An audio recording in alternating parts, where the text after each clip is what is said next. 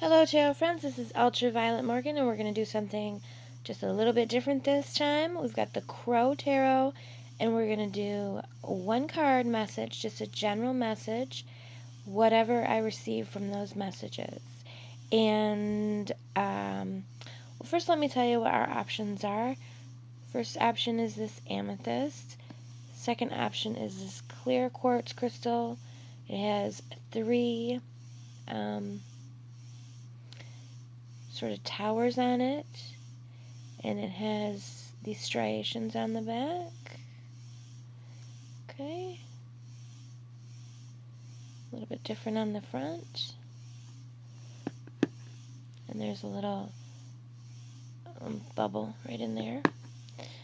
And then pile 3 or card 3 is this citrine point.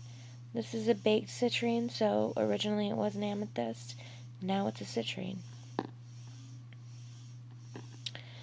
So what we're going to do is I'm going to do each card. I'm going to do whatever thoughts come to me regarding the card, and then I'm going to go to the book and read the message from the book, because the book messages from the Crow Tarot have always really been a really good, have really resonated really well for me. But what I want to do is just receive my message first, and then I'll read what the book says. So I'm going to give you a couple of moments to select your card. I'm going to do a little breathing, a little connecting, and then we'll get into it.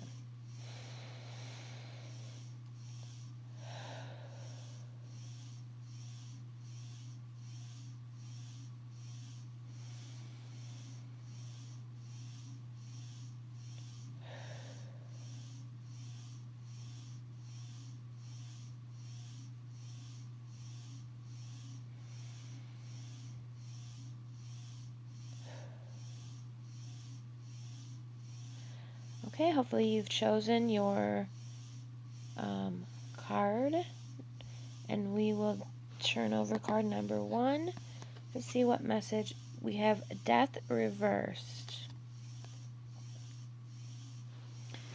Death reversed. Card number 13. To me, your message today is about reflecting upon the impermanence of life. It could be about reflecting upon people who you have lost and remembering them and honoring them.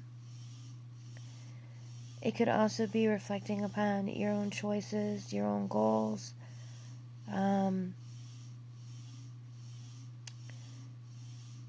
Remembering that you don't have endless opportunities. Life goes on to a point, and it does come to an end. And even before it comes to an end, there's a lot of time where we aren't exactly in our best, strongest capabilities. So think about the things that you want to do with your time and your goals that you want to move towards, and be aware of the finite nature of life, and also not just your goals, not just your ambitions and your career goals and those types of things, but what about your relationships, your family members, people that you should appreciate in your, people that you appreciate. Are you showing them that you appreciate them? Are you taking people for granted? Are there people who maybe who are in your life who are draining your energy, who are need to be cut off because they're just really sapping from you? Think about, some people think it's morbid, but it's really not. Think about, at the end of your life, what do you want to have people say about you? What do you want to stand out? What do you want to have accomplished? And what would I made a bucket list, and a lot of people put skydiving on there, and a lot of people want to go skydiving. But when I did my bucket list, I didn't write skydiving because, maybe there's an adrenaline thrill. I think if someone pushed me to do it, I might enjoy it or I might hate it. I'm really not sure. Facing that fear, it's all wonderful, it's all well and good, but when I get to the end of my life, if I've never sky, sky, skydived, it's not something I'll regret that I never did. So to me, it doesn't belong on my bucket list at all. So I put swimming with dolphins, scuba diving, riding in a hot air balloon, things that if I was given a week to live and I had no money and I didn't have the greatest health and I couldn't really do anything new. Say they said you have a week to live, but you're kind of stuck watching TV and that's about it. What would I regret that I had never done? Those are the things that really need to go on your bucket list. But also, don't think of your bucket list as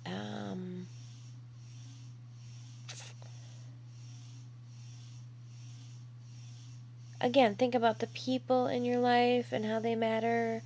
Like in the movie, it was really unfortunate. It was these two guys who just, the one guy was married and he spent the end of his life going after all these thrills and, whatever, and kind of ignoring the family that he had. And I don't think that's what it's about either. So look at the people around you and what do you want to do with them? How do you want to connect with them? How can you bring them into the things that you want to make your life full? I just got finished watching The Good Place, which is an excellent program. And it's all about the afterlife, but it's really a lot about how to live without being preachy at all. It's very humorous. It's very funny and fun and awesome. So I would recommend that program. So yeah, basically this card is a reminder to think about how you want to live your life, the choices you're making, what they mean, and keeping in mind that life and death are a cycle, and death is not an evil or bad thing. We don't want it any sooner than we have to have it, but it's part of the circle of life. Things die, they return to the earth, they nurture the earth and bring up the next, thing that's coming up, and it's just how it works. So, for those of you who chose pile number 1 with the amethyst, spend some time contemplating what you want your life to mean in the end, or what you want to have experienced, and who you want to have experienced those things with. Not just some isolated thrills, but really, what do you want to be said about you after you're gone? And go out and start living that now. So I'm going to move on to card number 2, which is this gorgeous clear quartz with 3 towers, and it always reminds me of a little family. Just like a father, a mother, and a baby, or a child. And we'll see what is the card for pile number 2. Pile number 2, well, these are really cheerful cards today. Pile number 2, you have the 3 of Swords. So the message for those with the 3 of Swords is to look at your wounds. Look at those that you have wounded. Think about forgiveness and being forgiven. I will tell you that I have a very difficult time forgiving people. I know how to hold a grudge. But I will also tell you that when someone holds a grudge against me and refuses to forgive me for something which I am sorry for, I understand how much it hurts at that point. And so, for the longest time I just couldn't forgive anybody. And then when I experienced being not forgiven by someone whose forgiveness really mattered to me, I made it a point, because I felt like if I want to be forgiven, then karmically I need to do the forgiving. So,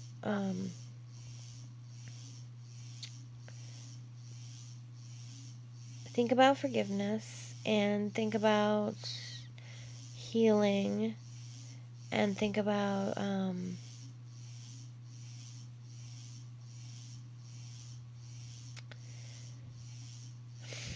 kind of lost my train of thought, guys. I'm sorry.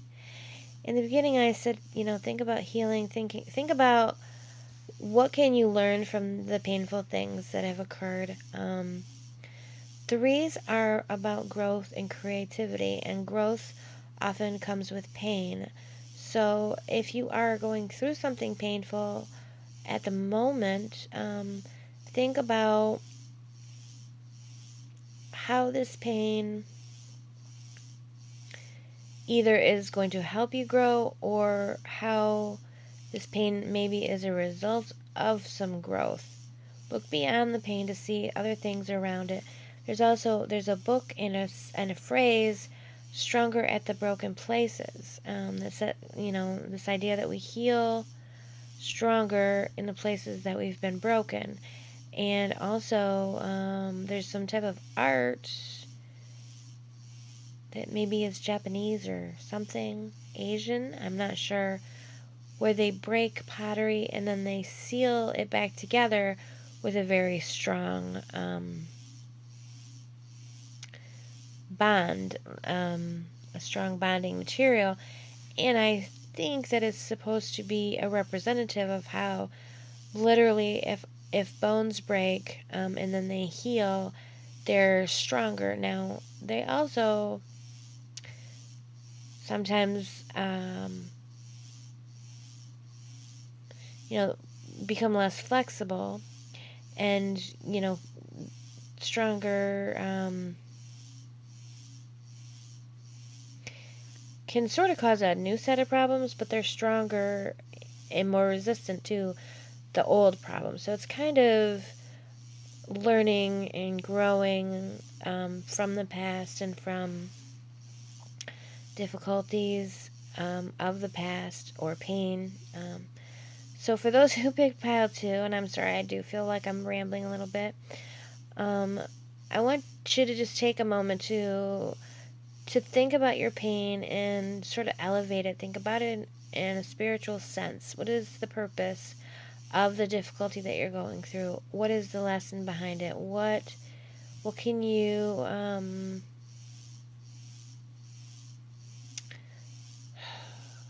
what can you learn? What can you obtain? What can you take away from it?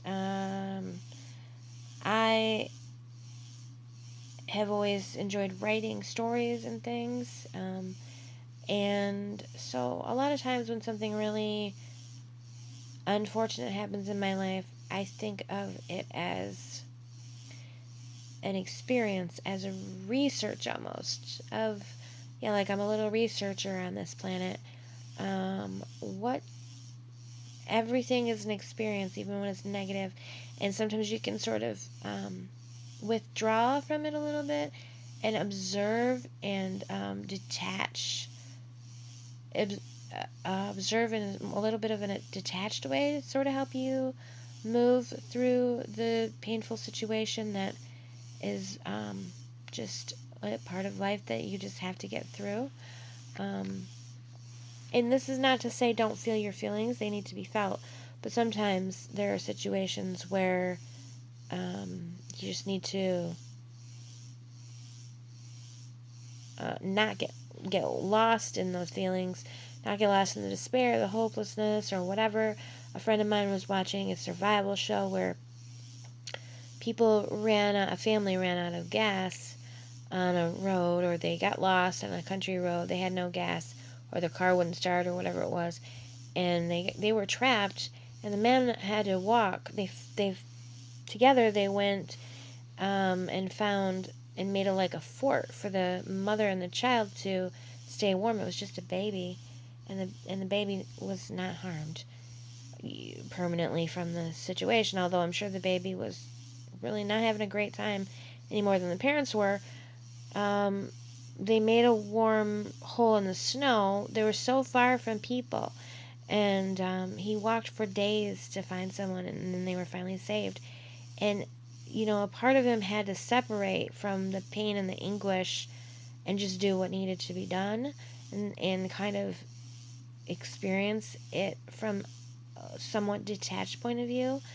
And so later on, I'm sure he had to process all those feelings and everything. So that could also be something, too, that maybe it's time to process some feelings from things you didn't have time to process at the time.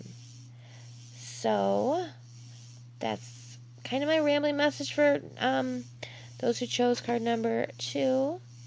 And for those who chose card number 3, we'll see what's hiding under here. Temperance. Okay. With these, I was expecting Ten of Swords or the Tower, because it's just like, whoa. So, with the Temperance card, we see the crow has a cup in his mouth, and he's pouring it out into this other cup. And the Temperance card is often about mixing things. It's also often about sort of staying calm. The Temperance card is a good keep calm and carry on card. Temperance sometimes is a good... It's interesting because it can be about the status quo, but it can also be about mixing things up. So it could also be about cooking or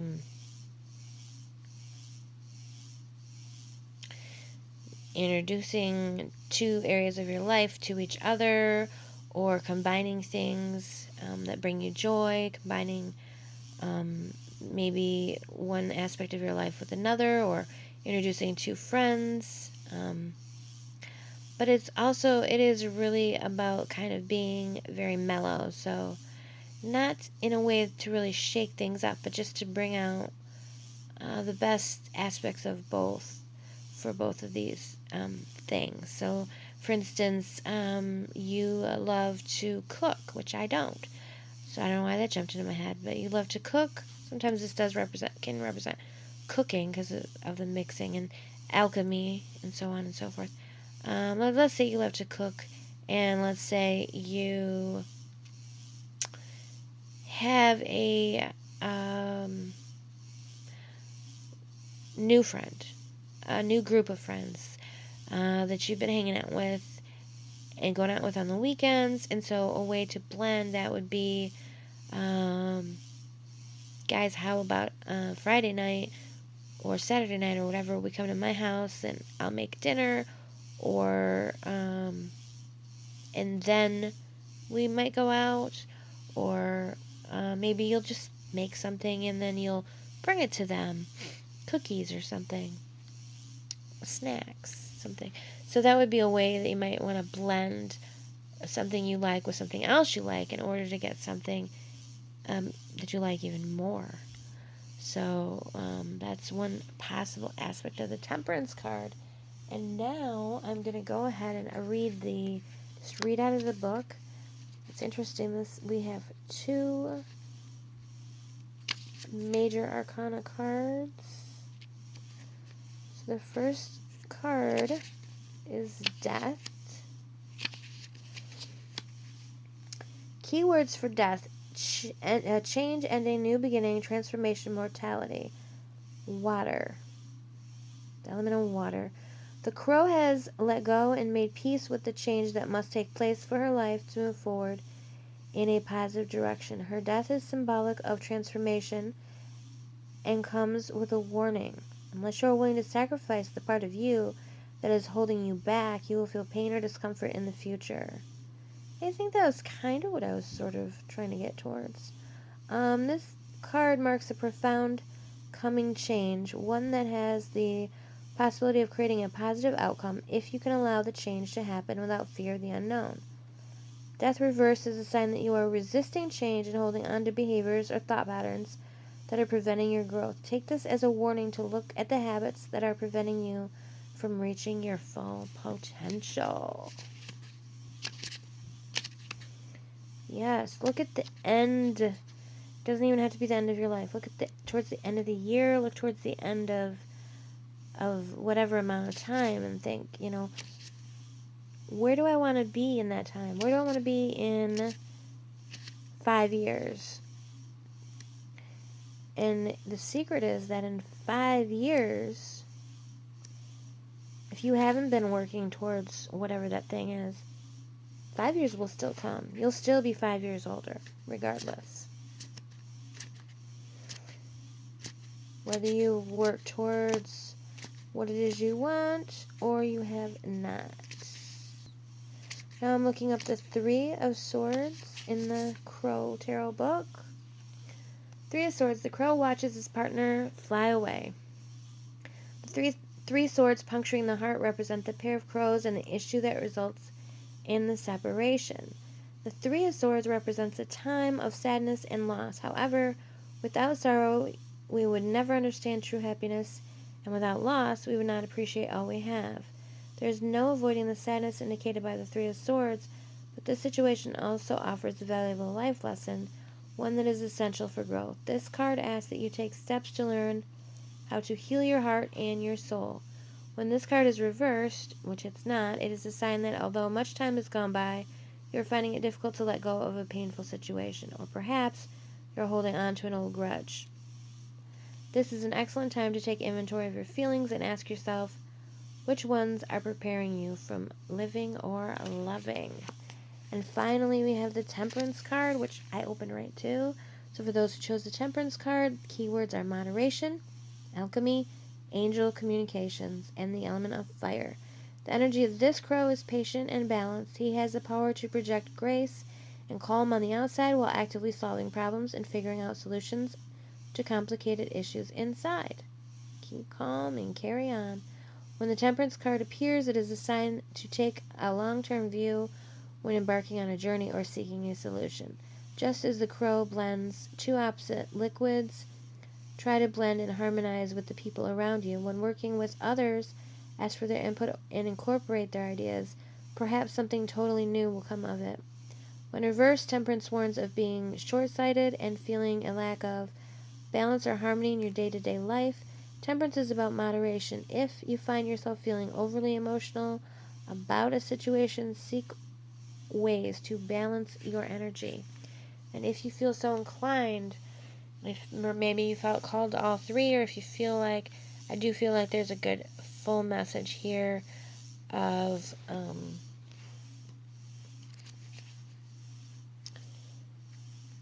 growth and transformation and balance and blending. So yeah, I just want to thank you all for watching this video, and if you had enjoyed it, give it a thumbs up, and if you'd like more tarot videos, more tarot content, hit the subscribe button and then the bell for updates. And let me know down below which